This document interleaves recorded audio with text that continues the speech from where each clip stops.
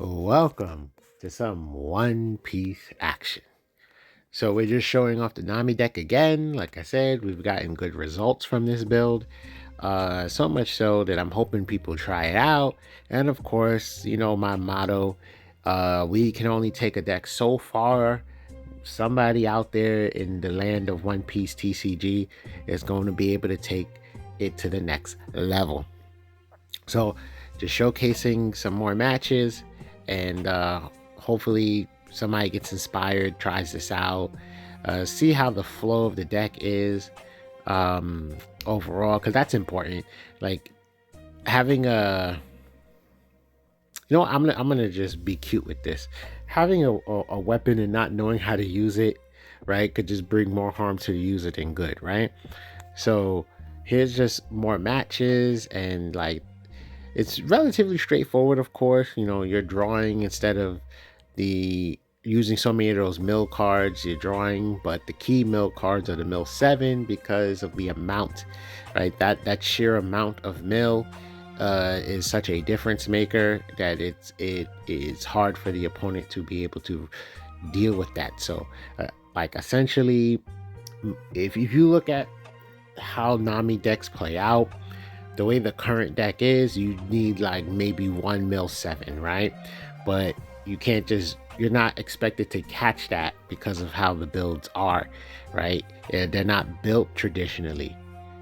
Should we keep that? I think we should keep that. Look at that board. Oh, nope, we're going for it. So, what you call it?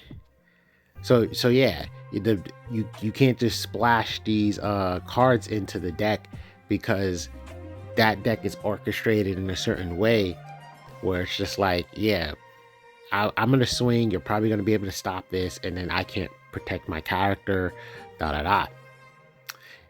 Or I have no answers to anything you've put on the board, and now I have to attack board. Or you have a blocker, and I don't have a way to get the blocker off to guarantee my attack, etc., etc. So then you try to incorporate, more changes and more changes, so on and so forth.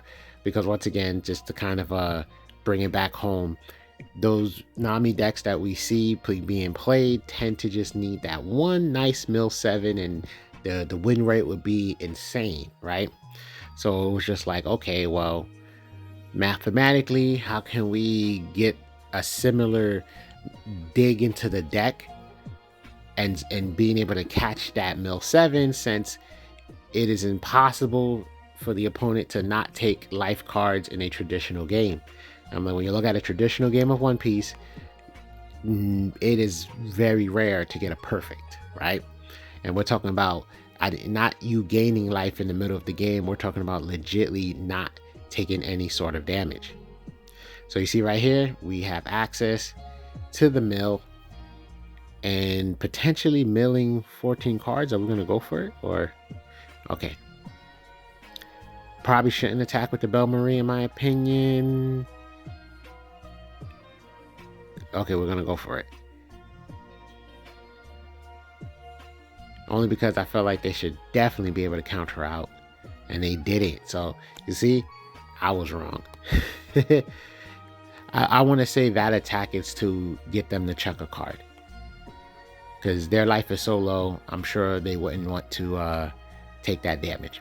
Because that's lethal next turn. Which is the other beauty of this build, by the way, is that you have 2 win conditions. You have your mill condition, or your deck out condition, I should say, and you have the traditional direct attack. You have 2 win conditions with this system. That's lovely. All right, taking a step back. So yeah, mathematically, we provide defense, we provide draw, we provide that stall, we provide some board control, and just simply playing the game. You're digging, you're digging, you're digging. See, we're at 16 already. Thanks for that epic 14 mil, plus some of the cards we drew. It's just wonderful. It's like, it almost feels guaranteed with this system, which is obviously like how we're trying to construct it, right? Like more of that guaranteed feel. It almost sound like I said feel. Anyway, what you call it, because going back to the traditional Nami deck, it's like the way that deck works is you really have to think. I think when you lose, it leaves you wondering, should I have taken life? Should I have played this card at this attack? Should I had It's just so variably. You know what I'm saying? It's just so variably. I just feel like it leaves you just sitting there thinking to yourself, what could I have done different? I felt like there was something I could have just did differently.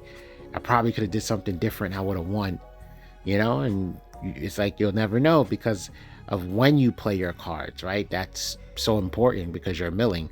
So it's like when you play your cards, what attack you choose to defend, when you decide to take a life. It's just so much. But this has so much drawing.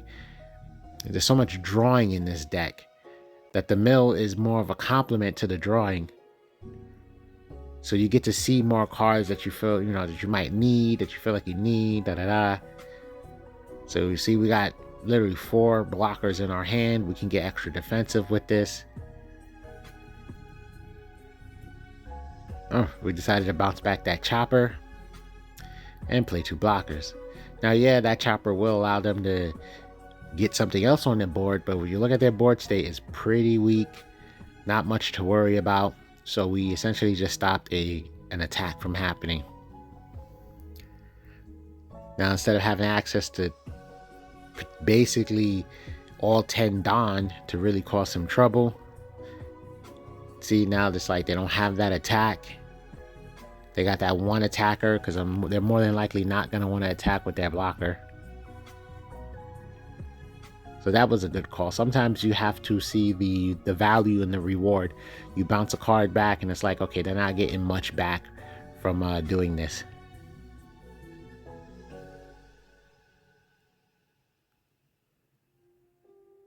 Six cards. Are we setting up for an instant Kaido win? Oh, that's hilarious.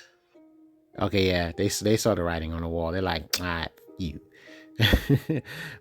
we bounce back their blocker, put too much down on Zeph, and get the instant win on that one. So yeah, you see how the blend, how it orchestrates, it complements. You really get to play the game in general. Like that's this build. You're getting to play One Piece TCG, right? You're getting to fight back. You're getting to be able to handle the board that your opponent has, because like too often you try to, with the other Nami build, they're trying to figure out how to deal with the opponent while keeping to your game. It's like, oh man, now it's late game and they got 2, 3, 10 drops on me, and I'm running out of defensive cards, and it's taking 2 events to stop 1 attack, blah blah blah. And this is like, okay, we got a red rock waiting for you. We got some blockers waiting for you. Oh, Mihawk is a 7k blocker. Let's block that and play 1 card to defend. The whole thing just becomes different. It really does. The whole thing just becomes, the whole experience becomes different.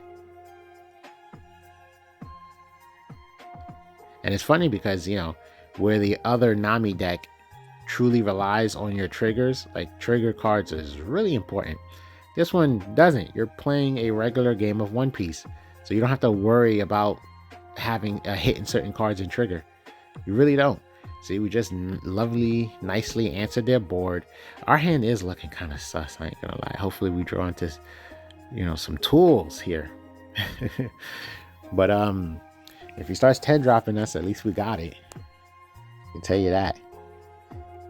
Oh yeah, that's true, right? We still got the Kaya plays, draw, discard. That's crazy. All them red rocks. Check a red rock. Come on now. Okay. I'm like, because even if they have all 4 big moms in their hand, respectfully,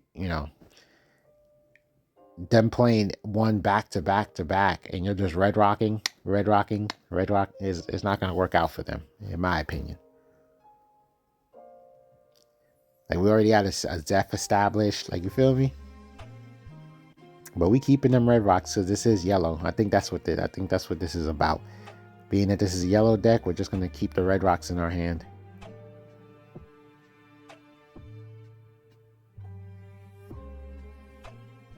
Block. I'm surprised we didn't take. Normally, going up against yellow, you know what? Maybe it's because, okay, they put the Kaya back because they don't want us like recycling that over and over again. Okay. I was gonna say, normally you take life, right? So that way you could prepare for the big mom situation. I'm never a fan of swinging with leader. Oh, well, they counter out, so that's fine for us. I'm never really a fan of swinging with leader since it just does the mill 1, right? And that's great for them to be able to get resources to their hand. But the Katakuri chose to block, which is kind of insane in my opinion. Or counter out, I should say. Like you know, that was a great moment for you to get some cards in your hand. But anyway, let's take a step back. So they swung, but that swing is an indicator that they don't have a 10 drop, because obviously you're gonna want to just pitch a 10 drop on the board ASAP. So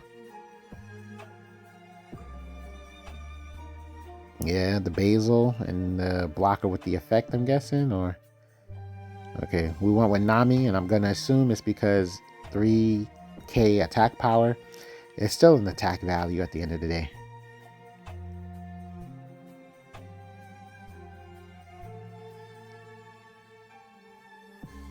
Attack. There you go. Take. Milled the Zeph.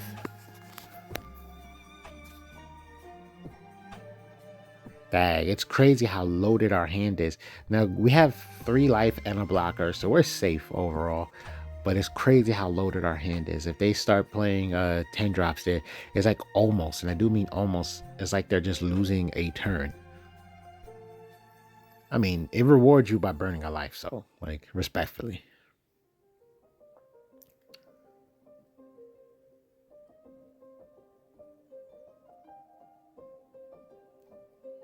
That's an 8k swing. We're choosing to defend so we can get our Kaya back.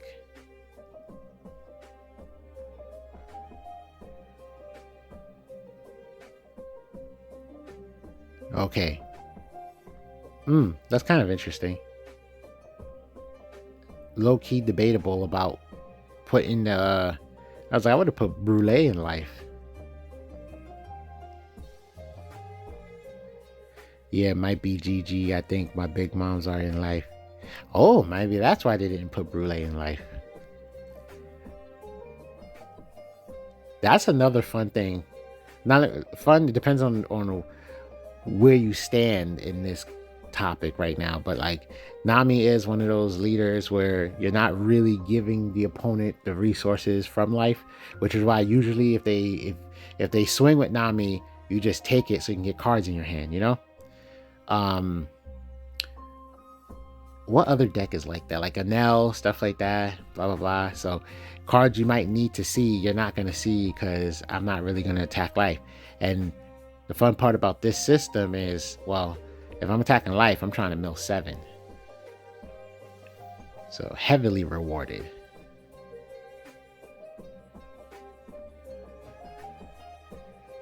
With 18 cards, so we just got to dig for 18. There is low-key, okay, we're going with the blocker setup, which I agree with. I was going to say there is low-key the Sogu King Kaya play. You just play Kaya, Sogu King Kaya.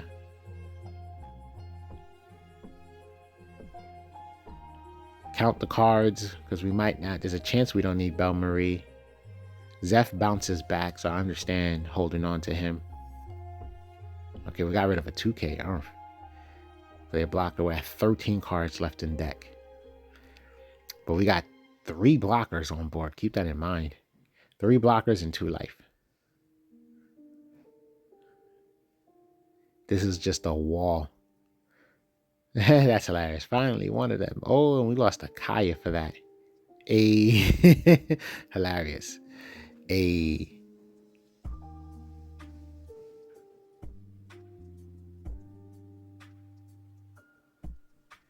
I was like, either or, I guess, because they could top deck a big mom at this point. Go for that. Yeah, that's all resource.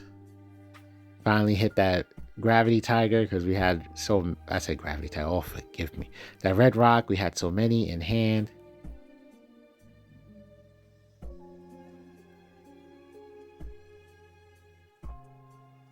We only got 4.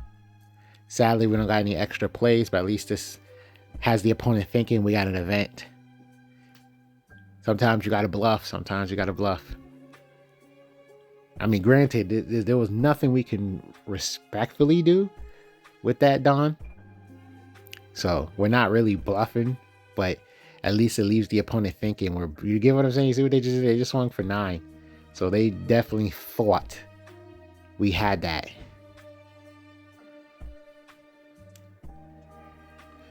We can block in 2Ks, or we can just block with the little blocker. Lots of options here.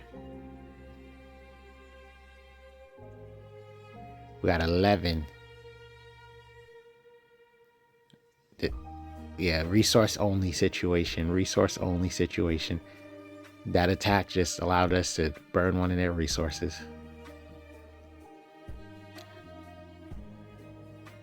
Ooh, and we have defense. So we're down to 9.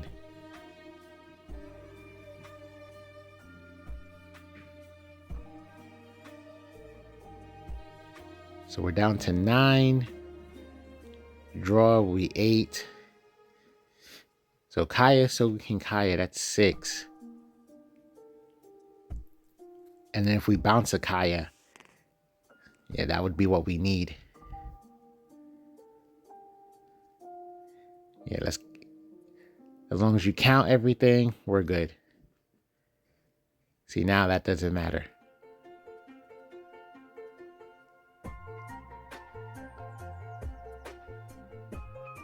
Oh, and we drew another Kaya. That's crazy.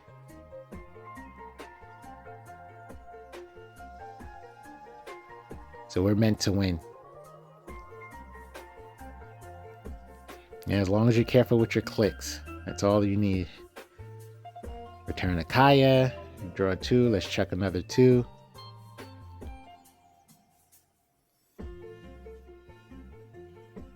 And then there you go.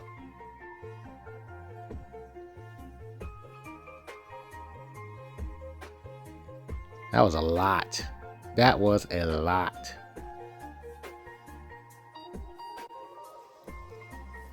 Yeah. See, it's so funny how important it is to get life cards.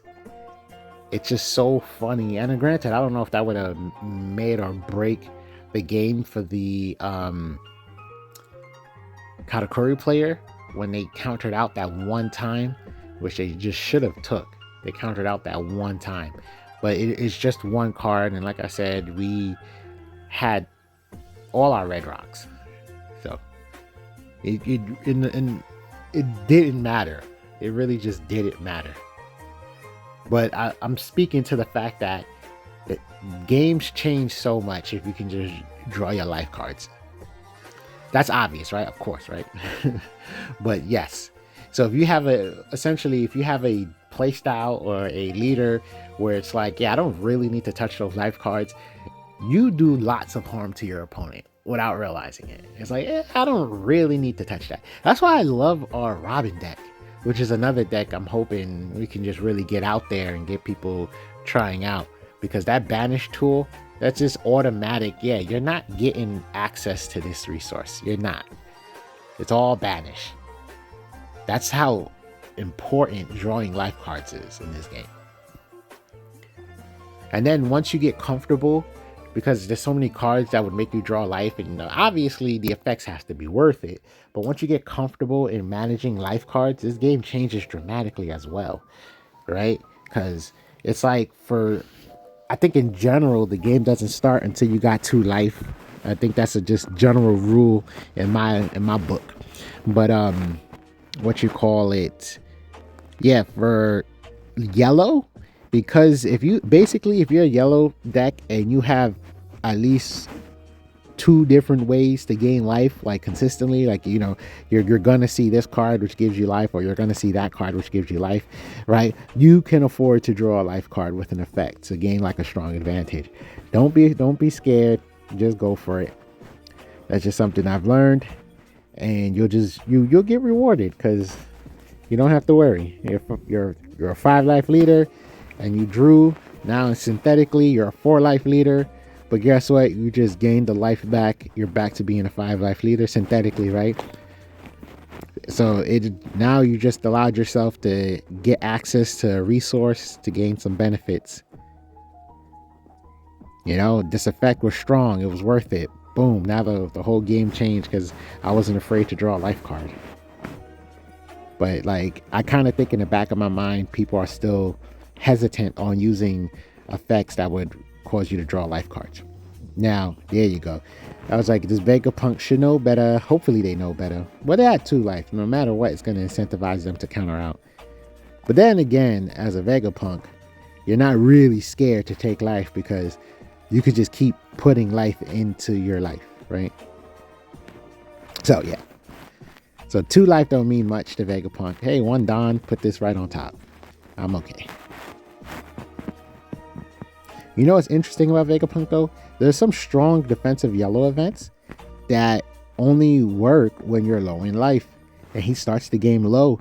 So I wonder, I mean, I get it that the moment you start adding non-Vegapunk cards into a Vegapunk deck, you're losing access to just being able to really go for your leader ability, you know, constantly putting cards on top or being able to cheat out a 5-drop for 1 Don. But you can bounce that blocker back. Oh, okay. We don't need to go so offensively.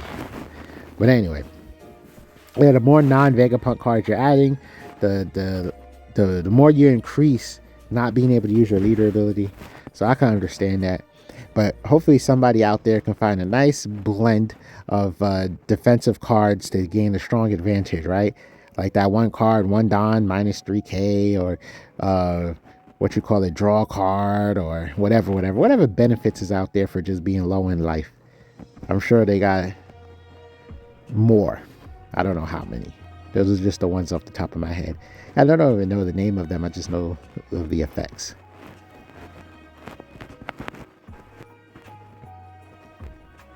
Pop, get to mill.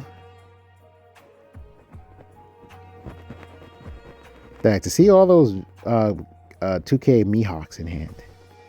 Mihawk is so cool, the 2K counter, because it's like he has the system of continuous draw 2, chuck 2, while also being a 2K counter.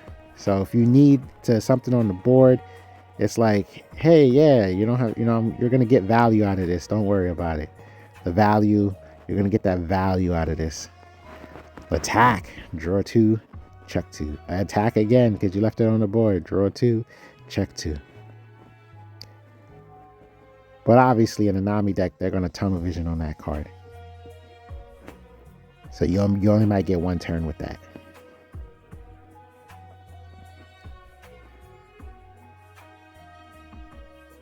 Which is why Cavendish is such a great addition. 6k power, draw 2, trash 1. Oh, delicious.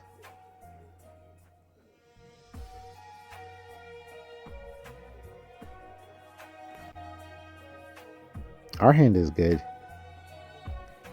We got something to play next turn no matter what. Loaded on defense. We're in a good place, in my opinion.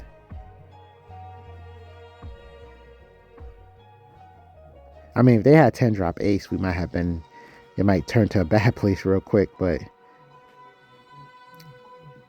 luckily for us.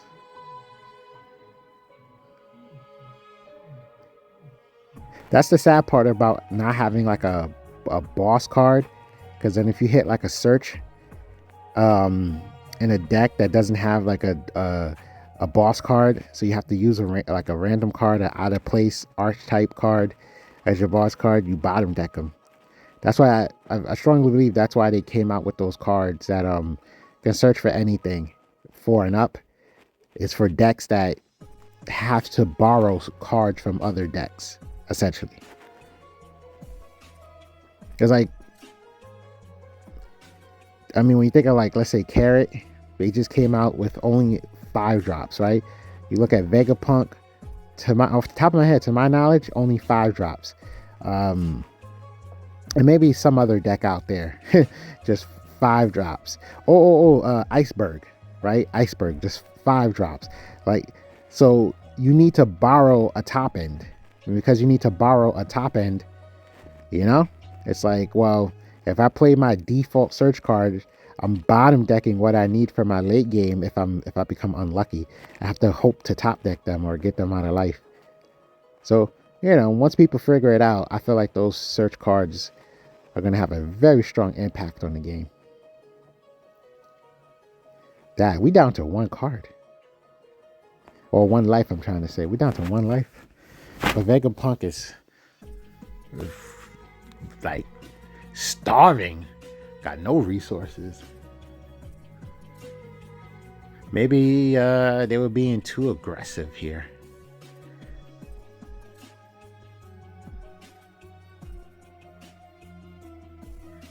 Oh, I get the aggression though. You're trying to race Nami. I get it. You can't slow play Nami. I get it. I mean, don't panic is the best thing I can say. Maybe they would have, you know, I don't know. I don't know what type of position it could be in, because we had Gravity Tigers and Red Rocks and stuff like that. We had our board removal, so.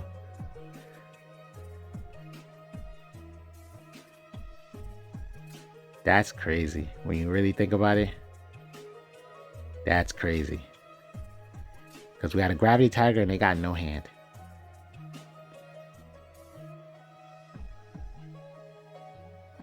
That's, respectfully, that's an obnoxious thing. When your deck relies on that mid game like that, that's such an obnoxious thing. Gravity Tiger is just disgusting of a card. You probably want it banned, right? But that's only if your deck is just stuck needing to rely on 5 drops and stuff like that. Otherwise, Gravity Tiger in a lot of other situations doesn't feel like a worthwhile card. And I'm talking about situations, right? I'm not saying in general. But yeah, like right now against Vegapunk, it's just a sheer unfair card. It's just unfair.